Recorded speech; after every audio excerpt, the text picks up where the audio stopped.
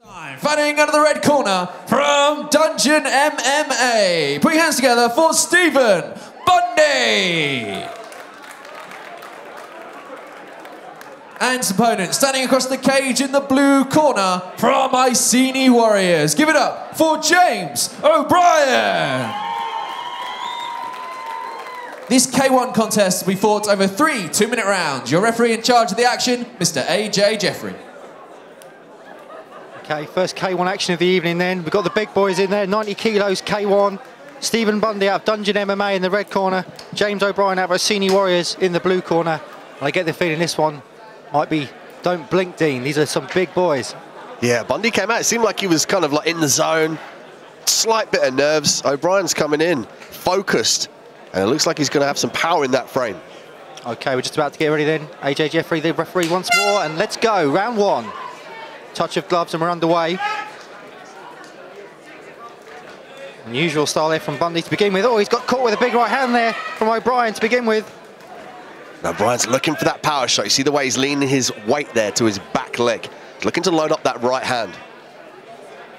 O'Brien looking for some kicks as well. Ooh, big swing and a miss there from O'Brien.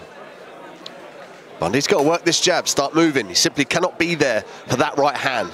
So use combinations, use the jab, and don't stand in front of his man. He's carrying his hands very low as well, Bundy. Looking to kind of pour with that strange southpaw jab that he's throwing out there, but his hands are very low. O'Brien looking like he may have the more kind of technical style. Ooh, that was a decent low kick there from O'Brien. He follows up with a couple of 1-2. A smart play there from O'Brien. He's trying to hammer that lead leg to take the spring out the step of Bundy. Absolutely, when you've got the orthodox versus the southpaw, obviously you've got the open, the power shots for both fighters are open to them. In O'Brien's case, he's landing that big right leg kick to the lead leg of Bundy. Bundy has got to get his hands up. He's getting caught, he's got his chin in the air as well. Looks like Bundy's having some issues there with his mouth guard. He keeps kind of popping it out there. You see that? He popped it from the top row of his teeth. So I'm wondering if that's like an ill-fitting one, and that's going to play a part if one of these hands do land. Absolutely. The other thing it could be, of course, is maybe the nerves of adrenaline dumper fighting on the big show, maybe he's struggling to breathe. They're wild swings at the moment. He's got to get those hands up. O'Brien looking the more compact. There's that leg kick again from O'Brien, digging that shin into Bundy's lead leg, and again. And O'Brien just more technical. He needs some shots there as he goes down, Mark. He got dropped. I didn't see what dropped him there, but Bundy caught him with something. I'm just about to say he's being more technical. He's using the leg kick at range, and when he comes in, he's firing these guns down the pipe. But he got caught there. I believe that was a hook. Be interested to see if we can see that on the replay. I'm not sure that the referee called that a knockdown, though. So end of round one. What did you make of it?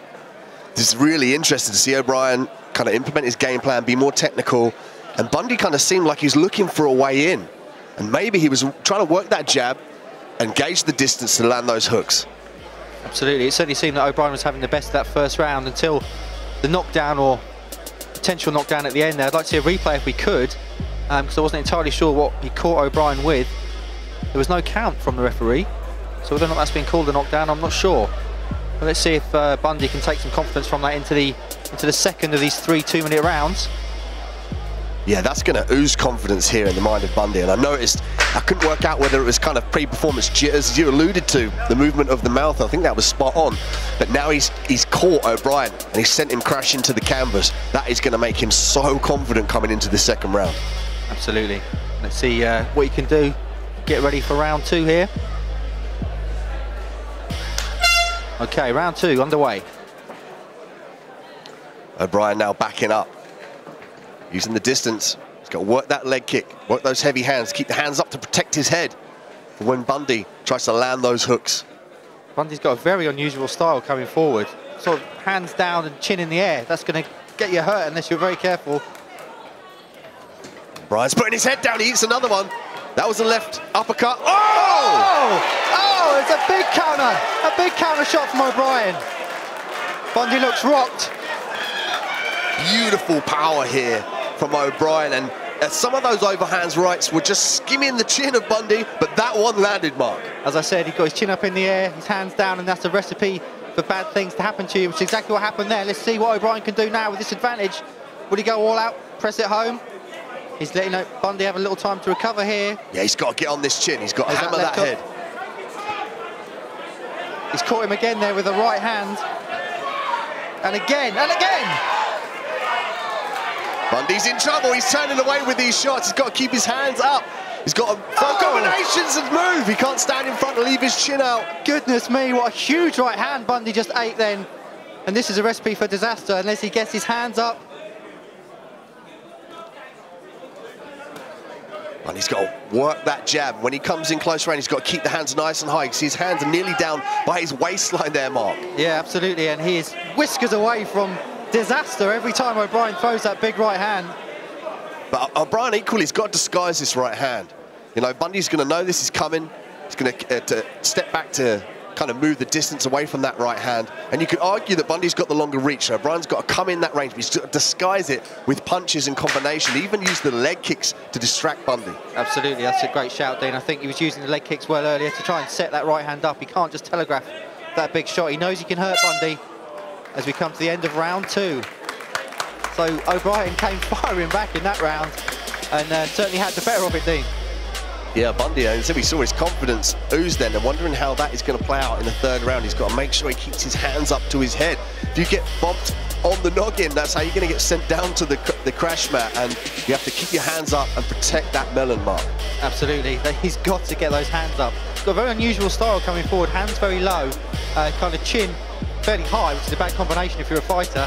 Obviously, he has landed a few shots on O'Brien, but he certainly paid for it in that round with O'Brien landing. I didn't actually see which hand it was, but it was a beautiful counter shot which decked him pretty heavily, and he's done well to get through that round. Yeah, I think that was overhand right. He's been trying to place that. He's been whizzing past the whiskers of Bundy, and that one landed, but he's got to use the jab, combinations, head movement, but don't put his head downwards, because Bundy's got an excellent lead uppercut. It's a good shout, Dean, absolutely. He does dip his head when he comes in. Let's see, come to the 3rd and final round, who's going to take it? Certainly O'Brien has the advantage of that knockdown. Let's see what happens in the 3rd and final round. Round 3, final round. Touch of gloves here from both fighters, but they've got to get busy. They've got to implement their game plans. Bundy's got to work the jab, work combinations. You could argue that he needs a finish here. O'Brien needs to disguise that big overhand right with the combinations and the leg kicks. Absolutely, and again, Bundy got caught coming in. He got caught again with a big right hand there from O'Brien. That's a smart play from Bundy. He initiated the clinch there. He needs time to recover. The whole time he's at this distance and not getting hit, he's recovering, Mark. Absolutely. O'Brien is playing quite a technical game, using that leg kick again. Bundy's certainly been the one who's coming forward probably most of the time, but he's just walking into these big shots.